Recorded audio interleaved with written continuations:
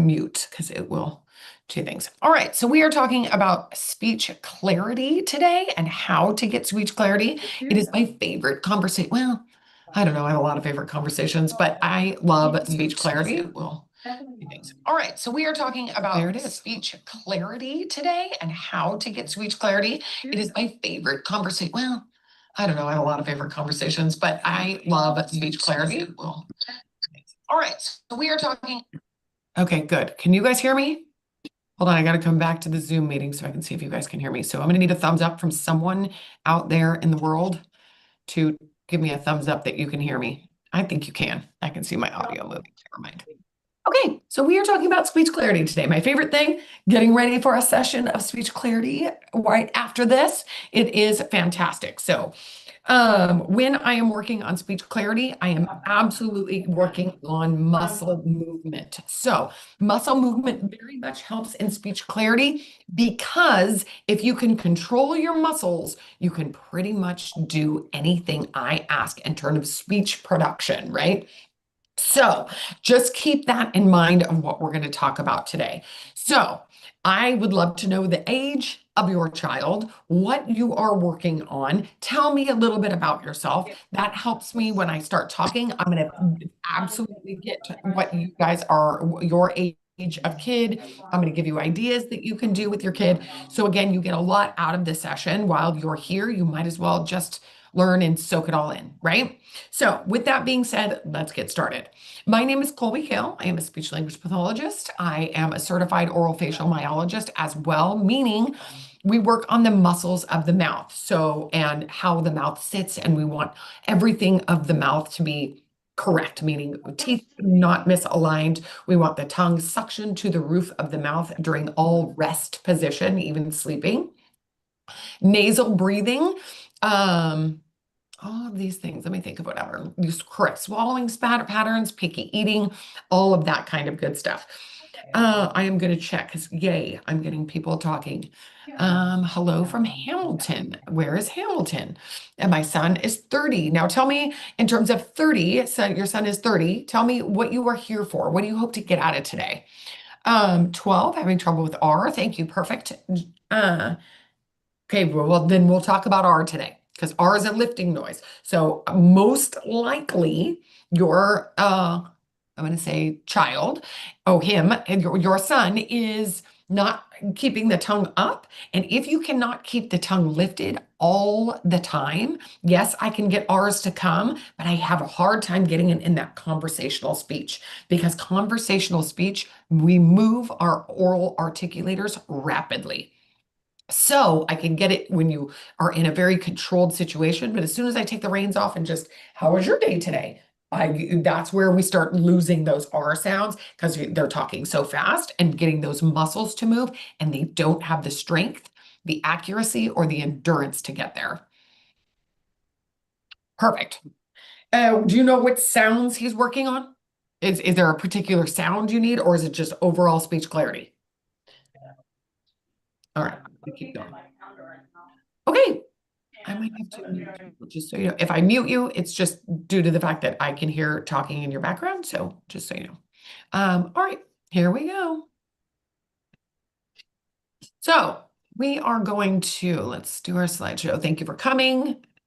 Your biggest challenge. So just like we had, continue to share. Just like we had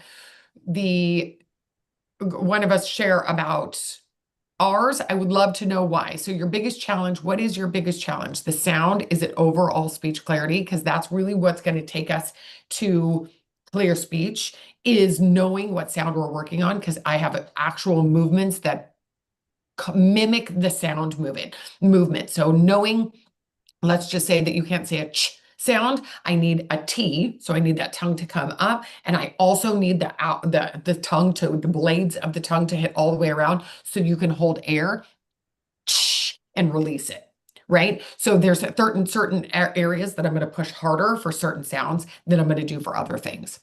What are you hoping to get out of today? Clear speech is, with my goal for everybody in this for this workshop. And I already told you who I am. And what is your biggest worry? So, usually, my parents' biggest worry is the social skills and the being able to communicate effectively in the world around them when they're not with the parent. So, a lot of times, I get that they're getting made fun of by their friends. And so they stop talking, right? So they just use their speech a little bit less. So that's usually where this is going, is it somehow causes some kind of social distress as the child grows. Alrighty. I don't know why things are just not working. Okay, so I have my way, and you have your, as for the right way, wait, you have your way, I have my way, and as for the right way, it does not exist. Very much what I feel. I with speech therapy is a very subjective field. We work in a lot of theory, so there's not much where we walk into something and we're told this is exactly how you fix an S. There's a lot of theory out there, so we work in a lot of theory. So again, I do it differently than other speech pathologists. I fully 100% believe that oral movement and oral muscle strength and accuracy gets better results. So that's how I do therapy. But again, some speech pathologists out there do not believe that and absolutely have a different view on why. Okay, so here is statistics. Here are what they say are pretty much, around the age that kids reach things. Why is it good to know? So when we talk about development of speech therapy, it is the same as development of any motor movement. So motor movements are what we consider patterned motor movements. So you have your way of walking, and I have my way of walking. We both walk differently, but again, once we have something that becomes a pattern, that's when we have to break it. So, meaning the P usually gets solidified in the brain about two. So again, when you come to me and your child doesn't have a P at age 4, I am going to have to, whatever they're doing in their speech during a P currently at the age of 4, I'm going to have to break it and reteach that it needs to have a P in the front, right? So sounds, think of your brain or the neurons in your brain when they make their myelin and their connections within the brain as sand in at the beach or on a marble. If you rolled a marble down a sand way or some kind of sand project, it would form something in the sand, and it would probably go down that way every single time. Kind of like I'm thinking of a snow, like when you ride a snow sled, you'd use the same sled pattern because it gets faster by using that same one. Your brain does the same thing with its neurons. Once it finds a great way to go through your brain, it'll use that pattern. And if it's the wrong one, it still goes. We have to break it and reteach it to go a new way. So that's what I mean by breaking something. Your brain your neurons have a way of moving within the brain. And once it gets in a pattern, it moves that way constantly.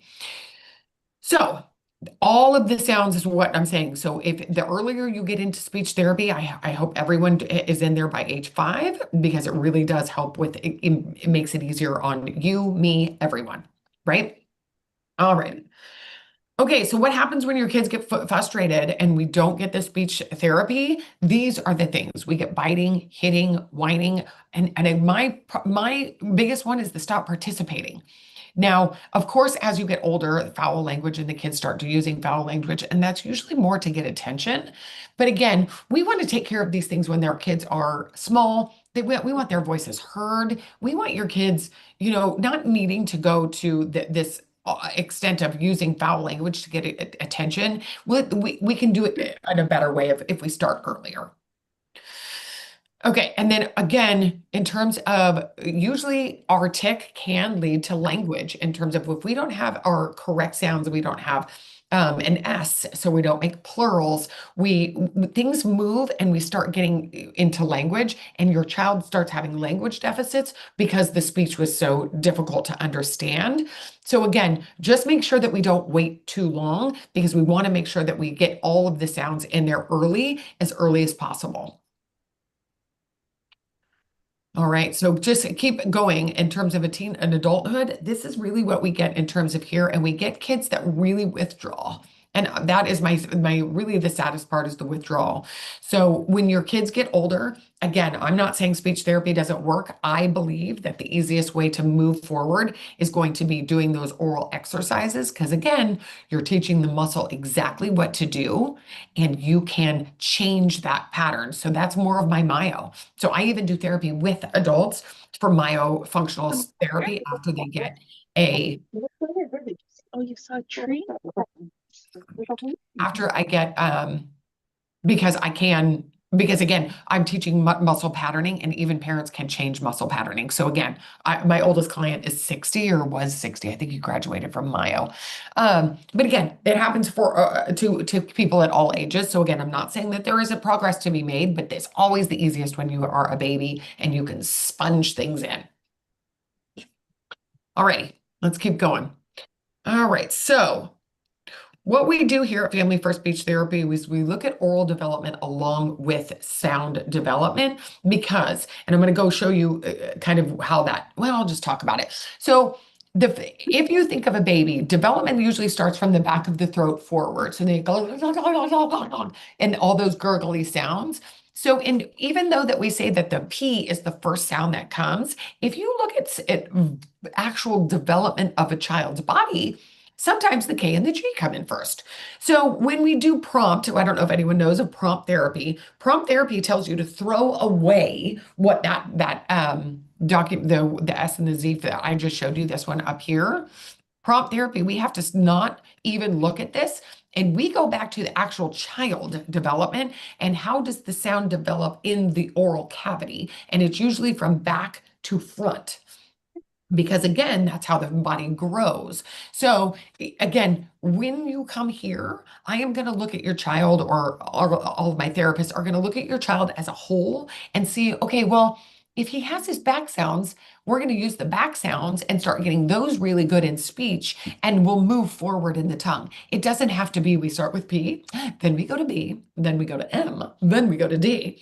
We very much try to look at what your child is developing and how they developed and we go that way because it's easiest for the kids. And let's go and see where I am on my little list here. We know that the child's lead is best. The way they develop is the way they develop. And even kids with Gestalt language, where we have to treat the whole voice target and we tell them the whole story. Now we break out what comes, how the story is told. So again, some kids learn by telling the story from bottom up, and some like what's going to happen, what's the whole story, and then you break it down from the other way. So there is bottom up, and you can go either way. All right. So we look at the oral structures before asking the child to produce a sound. So the easiest one for me on this is going to be the R that I was talking with on in the chat earlier when we started.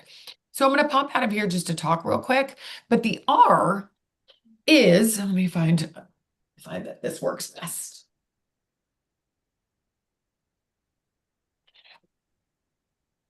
So the R sits in the mouth, right? Here's your bottom of your mouth. Here's the top. So here's your tongue, and it should be up high. The R is this movement right here. It's a bunch little back R. So it turns and it goes back like that. Many of our kids say or w for an R, right? It's a wabbit instead of a rabbit. So if you say w, feel where your tongue is sitting in your mouth. W. Mine's way down here, right? I can feel it way, w, and my lips are forward. If you can't do this and bunch your tongue up in the back, how am I ever going to get an R? So that's what I mean is when we look at sound development and the sound development of a child, the oral structures must be looked at because how could we ask a child to make a sound if their tongue can't do the movement? That's my point of this. That's why I believe so, with full conviction that this is the best way to treat a child in terms of their speech and language, speech and articulation clarity. All right. So, and then I need you guys to be very, very laser. You parents are busy. You guys are running around and to give you all of these things to do and words to look at, that's a lot. So we need to make sure that you guys are laser focused on what you need to do to make progress in therapy and just kill that one goal. Do it really well all day long in little tiny, tiny bits. Why? Because we work off the motor theories. All of us, OT, PT, and speech, we're working on patterning of oral movements, right? Of motor movements. So I need your motor movements to be small. And the one of those theories is the more often you do something in short periods of time, the faster it gets into your subconscious. And we want all speech to be subconscious. It just happens, right? We just want it to happen. So small and often, small and often. And I'll show you how we do that here at Family First. All right, let's keep going. All right, so look at the difference. So as we're a child and we're little, 3 to 10, look at the difference of these swallowing problems. Even voice problems, look at how much. But again, this is usually due to screaming and being and cheerleading and stuff like that when you get older on the soccer field, baseball field, and you have to communicate. But the speech problems really become multiple things and get bigger in swallowing because you didn't fix the muscles. You didn't fix the muscle movement, so swallowing becomes a problem as we get older. So again, just because the speech clarity is an issue doesn't mean that there isn't muscle attached to that clarity that we need to address as well. I'm not saying it's always a myofunctional kid and he has a tongue thrust and we have to do myofunctional therapy. No, he might need oral patterning therapy. Might need some muscle I forget what I call it, but oral patterning therapy. Yeah, like oral movement therapy to where we pattern the muscle movement and we get really good at it. Anyways, I just like to educate on why I feel so strongly about threes. Okay, behind every child who believes in themselves, it is a parent who believed in them first. You need to be their biggest cheerleader. I am Disneyland, people. Kids love seeing me. If a kid doesn't light up when they look at me, I am not doing my job. I want them to see me and be like, yes, let's go do speech with her because speech is hard work. I'm asking you to change a muscle movement. It's hard. So again, when you're with your kid, always focus on the positive, the win, kind of pretend. And I never pretend I didn't see what I see, but I say, you know what? I saw the tongue come out in terms of, I saw the instead of C. Buddy, I know you can do this. Pull that tongue in there and give me C.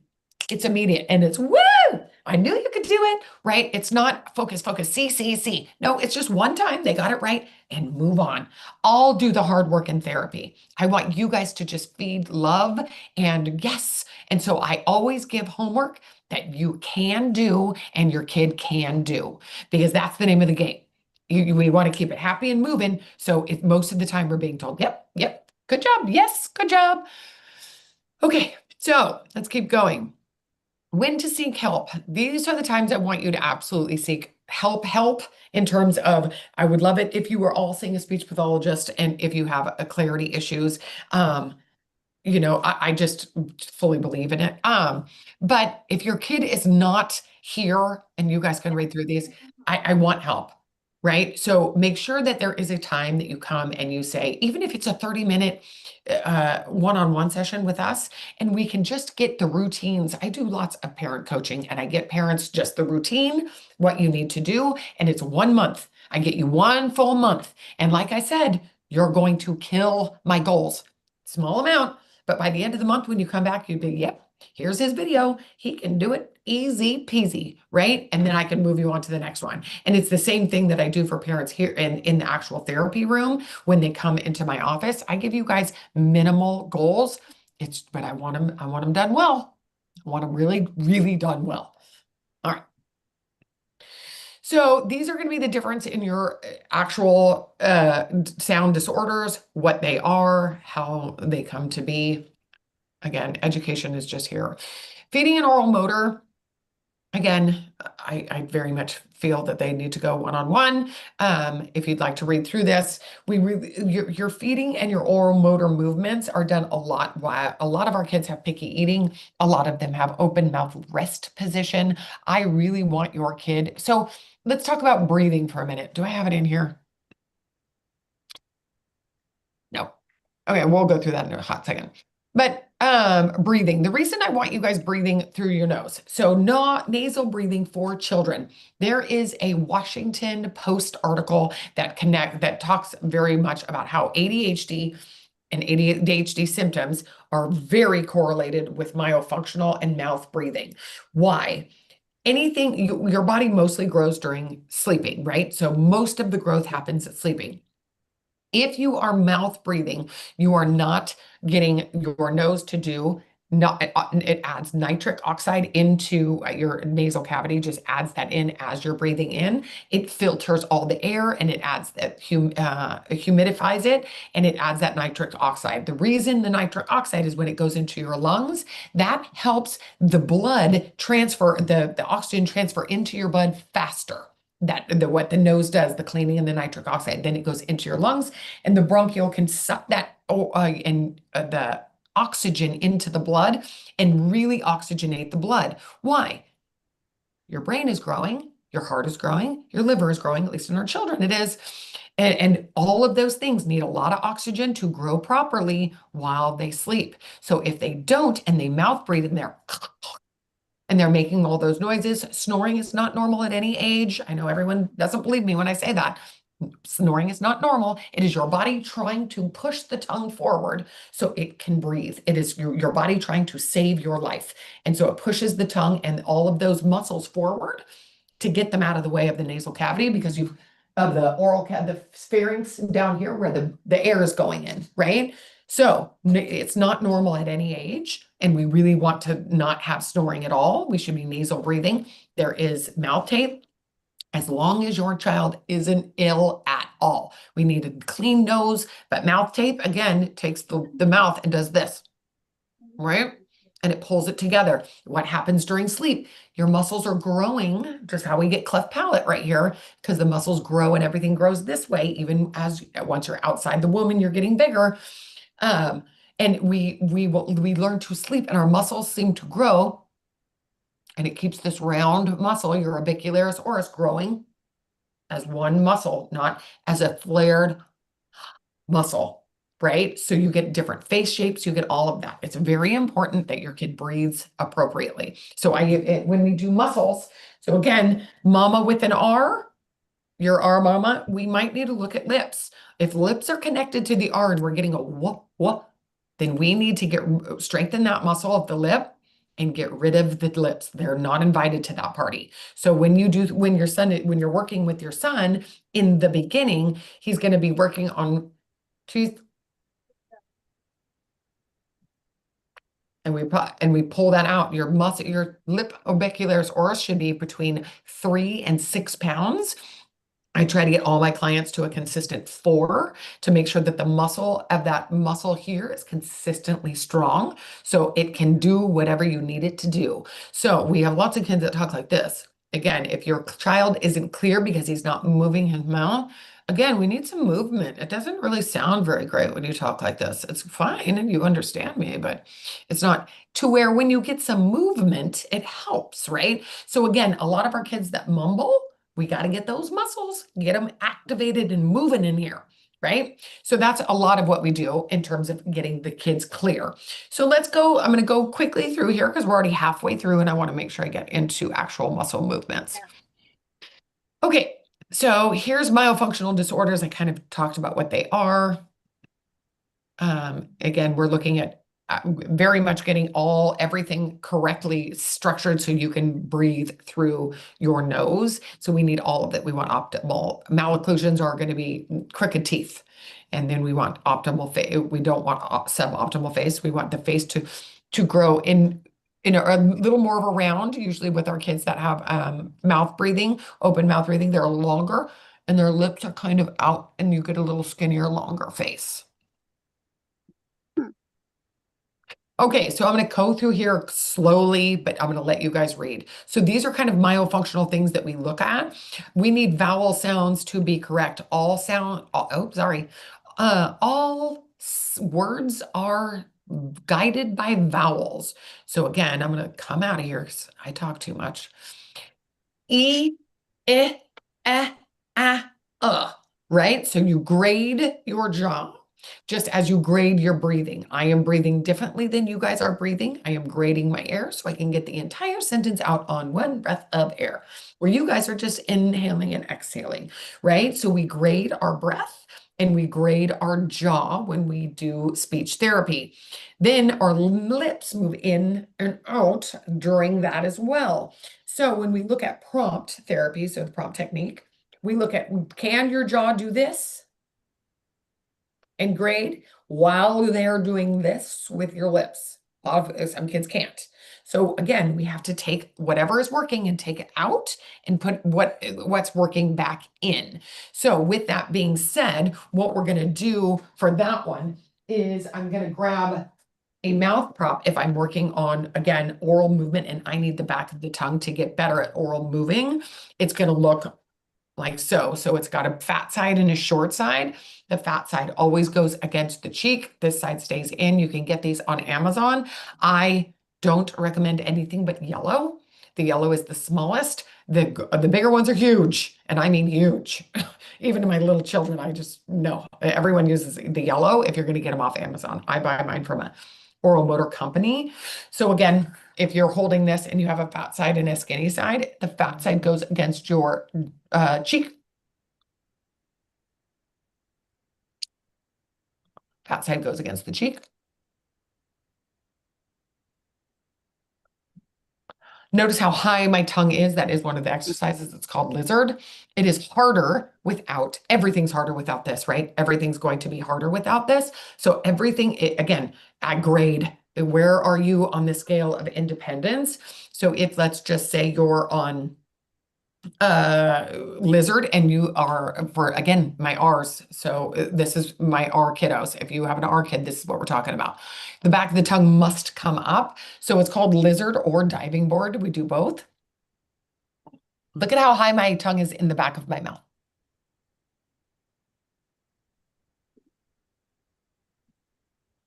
And then it's a very controlled, stiff tongue that comes in and out very stiff, right? Because I can keep my tongue in a very strong part, so no matter where my tongue is.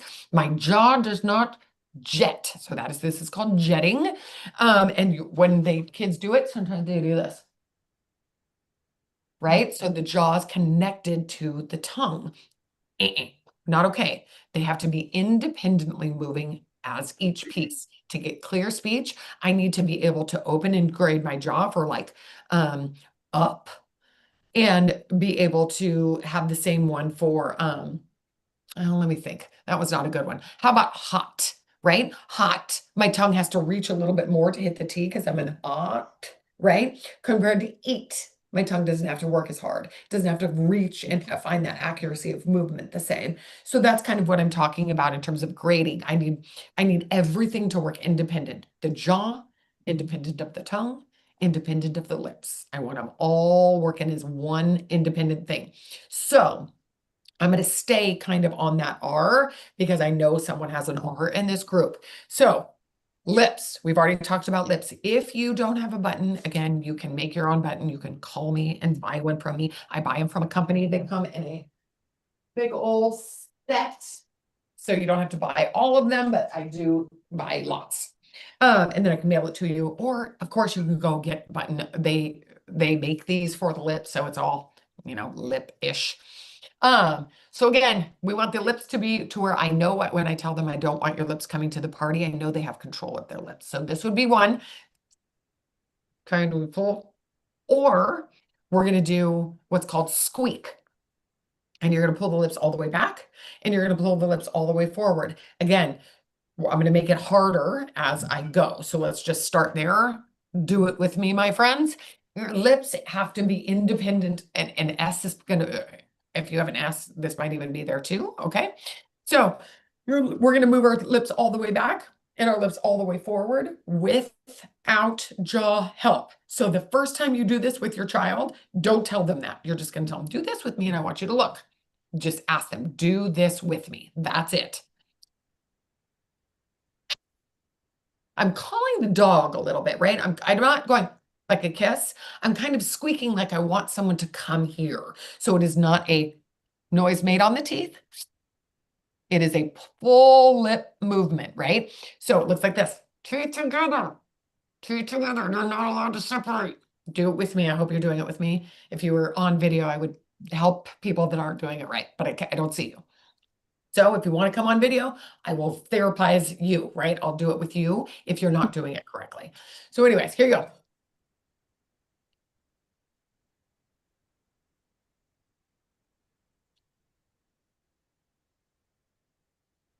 So what are you looking for? Poochy lips, lips retracting all the way back. I should see lots of pink, right? Lots of pink. So why? Because I want my lips to my mouth to be able to move in and back because I can't have a w for a wabbit. I need a rabbit, right? Uh-huh. So we're going to stay back during that sound. So again, I'm going to have control. So there's one for our R, second one for R. Oh, wait, I'm going to make it harder. I wanted to make that harder. So again, what you're going to see from your kid, let me just kind of give my typical what I see from kids. That. Notice Mhm. this. I have to open my mouth to get this, right? My jaw must open. So again, and this. My cheeks can't go, my teeth are, I can't have fish face, right? So again, jaw is coming to the party. Jaw's not allowed to come to the party. So we can add a Cheerio for this one to stop the jaw from coming to the party. So even a Cheerio is a mouth prop. I use mouth props a lot. The Cheerio gives feedback to the child and me as the I don't know, therapist, um, or you as the parent, and it's delicious. They get a reinforcement every little bite. It's fantastic. So kids love working for Cheerios. Don't give your kid Cheerios for breakfast, right? Save them only for therapy. So you have a big old yummy prize to give them when you're there. So again, it's just my tip. These are my tips. You don't have to do them, but they'll be much more happy when they eat a delicious little Honey Nut Cheerio than when you don't give them Honey Nut Cheerio and they have to, they get them all the time. Okay, so we are talking about, squeak. Turn the Cheerio sideways, not up, sideways, and you have to hold it. Now my jaw can't move because I'm gently holding the Cheerio. I'm not allowed to crunch it unless unless I'm trying to get the teeth to be together. So I did have to do this with a kid yesterday. No matter what I did, that she wanted to do it like this. So what did I do?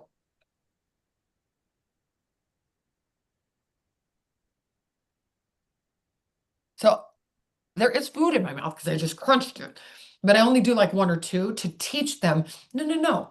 I'm seeing this and I want just normal teeth. But she just, as much as I used my little teeth to help me, the little girl just couldn't like get her mouth to do it. But as soon as you put food and you remind them that their body knows how to do this, it was easy.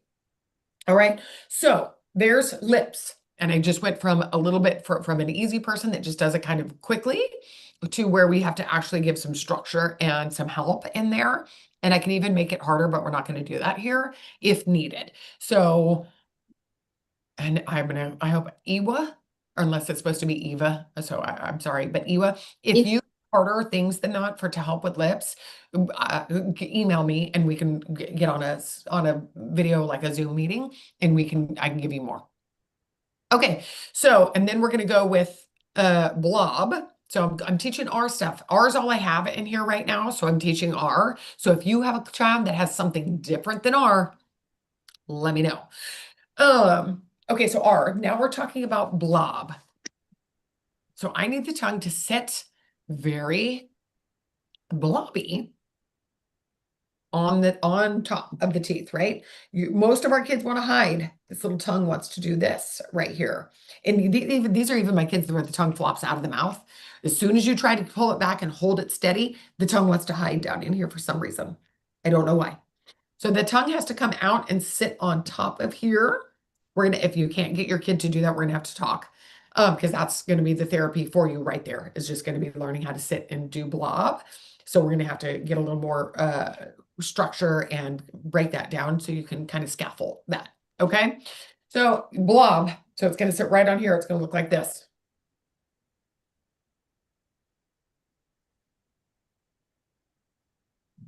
Notice very minimal tongue movement. It's got to be a blob and it just sits there, right? And then we take a Cheerio and we set it in the very back. And I do all of these movements with our kids. And we're going to go there, right? The Cheerio is going to sit right there and we're just going to hold it.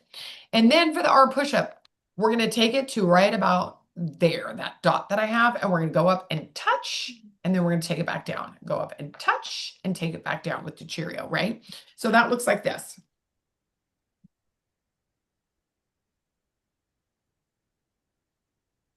Oh, I see. Okay, so that's the movement. So now I just taught the R movement. I'm gonna crunch, crunch, crunch. Sorry. I just don't want to talk my mouth full. Okay, now, so since that is the bunched R, what I'm going to do is now I'm going to go and I'm going to take it and I'm going to add movement so you can kind of see what I'm talking about. Because remember how we did the whoop where you felt your tongue? Do it again. Just kind of give yourself a little reminder. Whoop, whoop, whoop. The tongue is sitting way down here, right? I can feel it kind of pushing right here. Now watch this. Yeah. R, R. So that's where we start, is we start going in there and we start getting that movement of the tongue first, then we add sound, right? And again, in the beginning, the kid is going to be all, and they're going to be, but again, you're moving it. A gurgly sound is better than, right? So we move through those sounds and we adjust them because most of the time, and again, I have it already ready because I teach it all the time. I gotta look and see where my mouth is. That's really supposed to be this way. If our ear was working and it could work, I would allow it, but your ear isn't working. You're not making the correct sound. You're not hearing that you're making an error. So we have to take that out.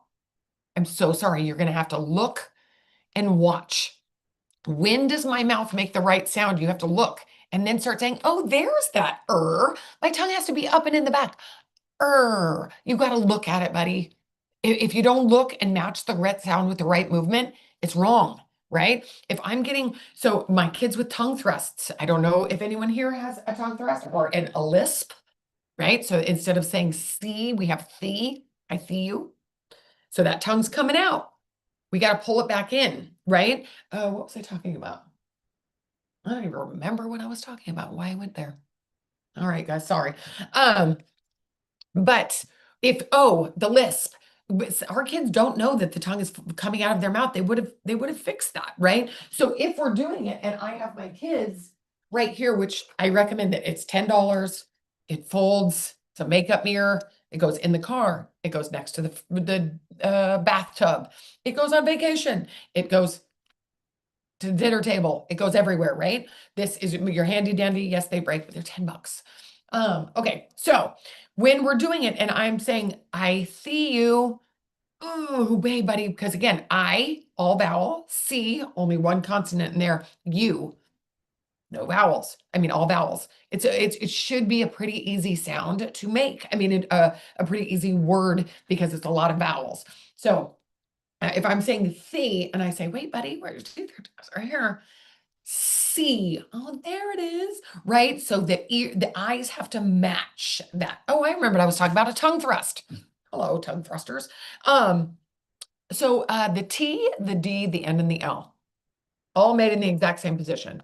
T, D, N, L, T, D, N, O, right? Do it with me. T, D, N, O. It's all the same. Kinesthetic feedback, your tongue's got to do something just a little bit different. But if you have a thrust and you have T, D, N, O, well, that doesn't sound right when you're in rapid speech. Hey, Dad, that's not the same as dad, right? It doesn't sound the same. It just sounds a little more baby-like. And I get this all the time. And parents think it's an R. It's not an R. It's that the tongue is sticking out a little bit. And it just sounds a little bit off. It just sounds wrong, right? Because it's not crisp and clean. So again, if I'm saying the word can, and instead of can, right? That's two different words. Can, right? Different.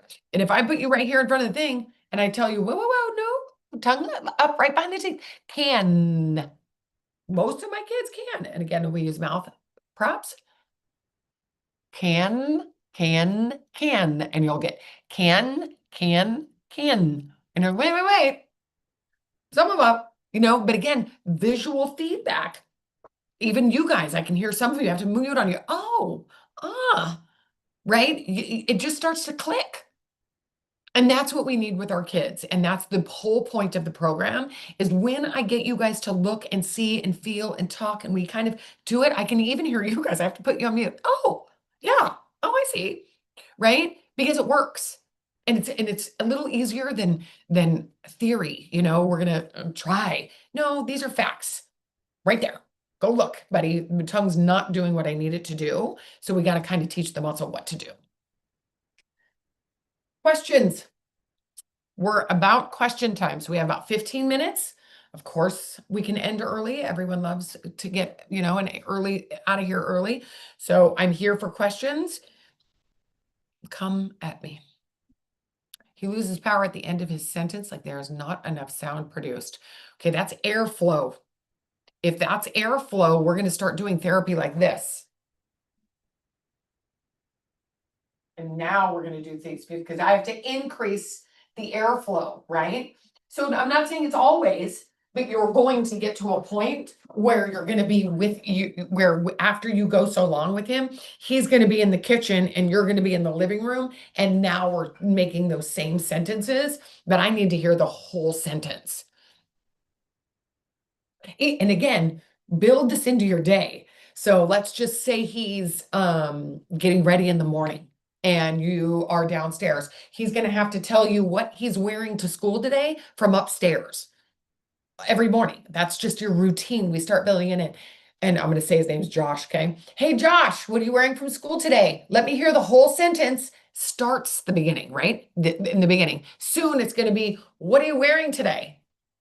To where it's all, he doesn't need the reminder of, oh yeah, I have got to get a lot of air or whatever that is, right? Because again, we talked about the grading in the beginning. Grading might be a problem for him where he's getting rid of his air too early, or he's forgetting to take the amount of air needed so he can grade and get it all out.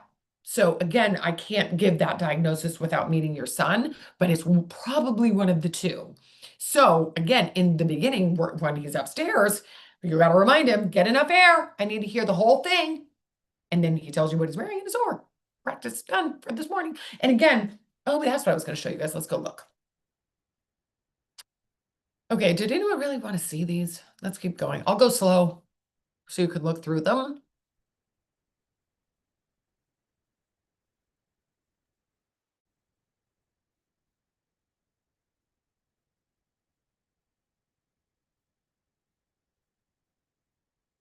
Okay, so here's sometimes I answer these questions. Why does speech therapy take so long?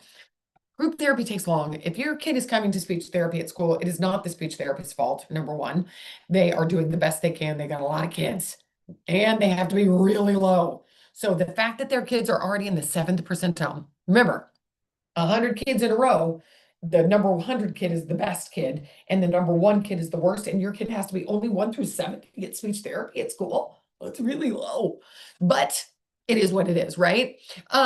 So remember that when she brings your kid in for your 30-minute therapy session, I have to get the game out, set it up. You get this kid gets to present, this kid gets to present, and this kid gets to present. It's not very long, and we have to clean up and give homework. They're not very long sessions, so you're not getting much at school. That's why it takes a long time. Okay. They only are allowed to do evidence-based, and I mean, it's all about theory. It's very weird that if it works for my kid, that's evidence that it works, right? If it's working for my kid, then do it for my kid. So I don't believe that everything has to be evidence-based. I think if it's evidence in that kid, I'll work it. If it's not evidence in this one, I'm not going to use it. If it's evidence in that one, I'll use it. You know what I mean? If it's working for that kid, it's evidence to me. Goals are not broken down to the family. A lot of time they hand you guys, here you go. Have a great day. Practice those words. And then that's not what you need. Accountability, all of those. Oh, I'm going the wrong way. All righty. These are just fun little phrases that I like.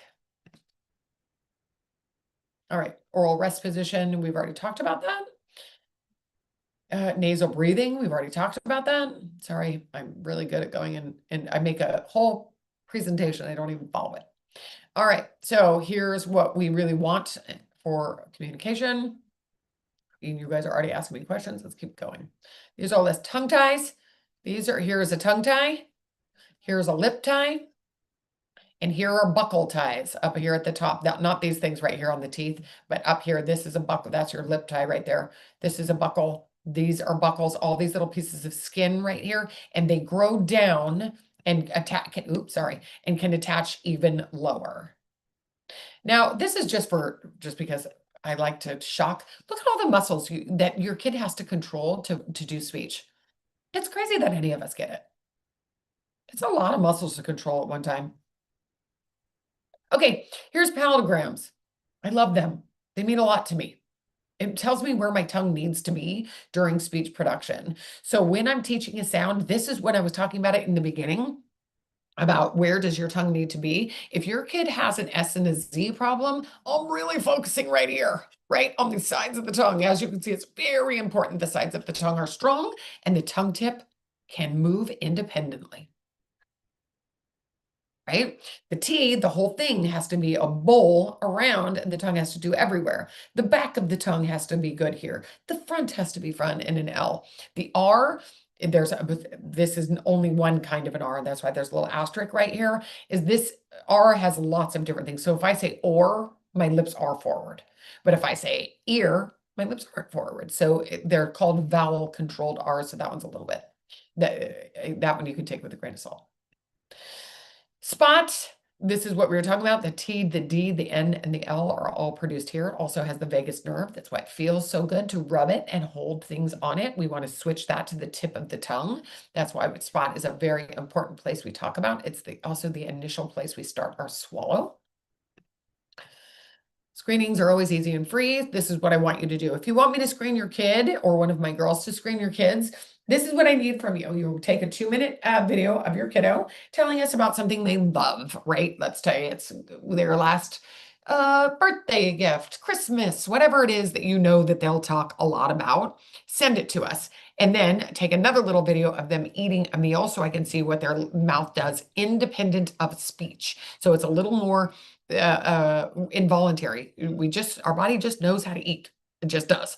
So bring and then you're going to email me. You're going to put in and then you can just email us, or you can go to this Calendly link here and you can bring it to a session with us, and we will absolutely tell you everything we see, what we would do if we were in your position, and they're free. Okay. More fun sayings because I like fun saying. Okay, accountability. How do I get consistency? Here it is. I never ask for more than 3 goals from my parents. You guys are busy, super busy. So why make your life worse?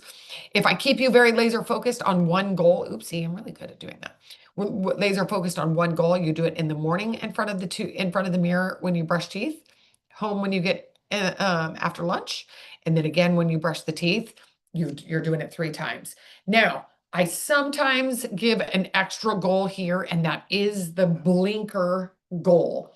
Every time your blinker is on in your car, you should be doing some type of speech activity. Is it describing the things around you? I see a green car. I see a girl riding a bike. I see a cow in a pasture, whatever that is, right? You're describing and using your words. If you have a specific sound, I hope that we have helped you with words and sounds that you're going to say. But like, let's just say it's S. I want you to play I Spy in the car, and it's mom's turn. And then next time, I think it was my turn, and the blinker's on. I think it's your turn to do an I Spy word. And then we do play I Spy in the car. If you're working on oral motor, when your blinker's on, you are doing. Again, I would hope my kid had some type of visual looking at and is able to, look at their own production and movement within the car. If it's, you're happening. If you do it when the blinker is on, short periods throughout the day, you guys are going to be my rock star parents. Again, often in short periods of time is what really needs to happen. I love speech therapy. And if you're not going to do the homework, if you're not a homework family, get your kid in speech therapy at least twice a week. All right. Oh, there's the word I didn't spell right. Morning routine cards, checklist. When my kids were little, I would, let's come out of here. I would have a folding, I still actually have it. It's not folding anymore, but it's, a normal, it tripled the size. And look, I mean, I keep them everywhere. I'm a whiteboard person. So, and I would, in the morning, when my kids get home from school, there is a list of all the things they need to do. My kids are readers now, but when they were little, I did draw a toothbrush, and they would have to come over and wipe the toothbrush off. And then I would have, getting dressed, the water bottle and the backpack or something, right? And they would either have to come check it off or whatever in the morning, so I could teach independence with all things life, independence. Okay, I'm going to come read for a minute. All right. Could you please give me some tips on what I can do to Stun who is stuttering? Yes, that is a totally different day, but yes, we can do stuttering. So what I want from you in the morning to ease everything, our singing is a great way to work on stuttering. Great way to work on stuttering. Notice when you sing, you rarely stutter. So there's many programs that singing is what you hum, and it's easy onset is the name of singing, is what that strategy is what we call that. So his favorite for 11 son who stutters in the morning, play his favorite singing guy, not rap, singing guy, right? So maybe he's singing, and I have well, my son, let me think, what might he sing? I don't know the answer to that. He loves Christmas music. He could listen to Christmas music anytime he's 12, 11.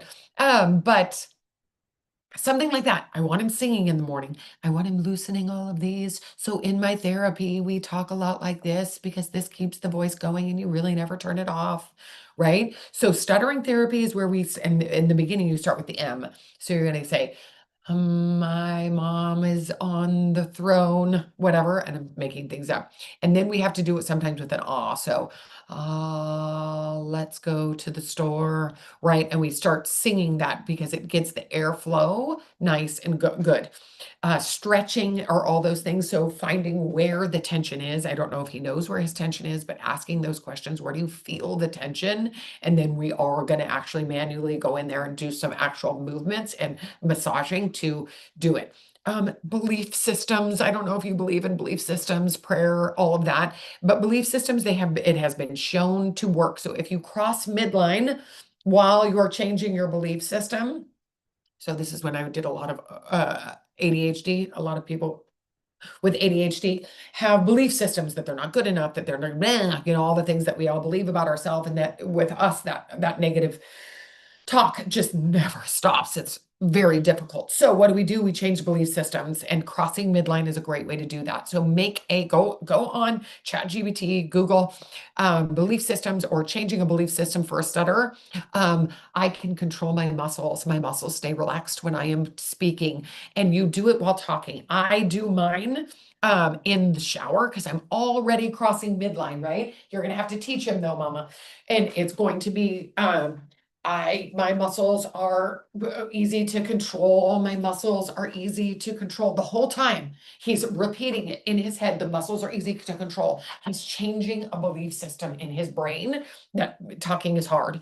And again, I don't know your kid, so I'm just talking right now and telling you what I believe helps.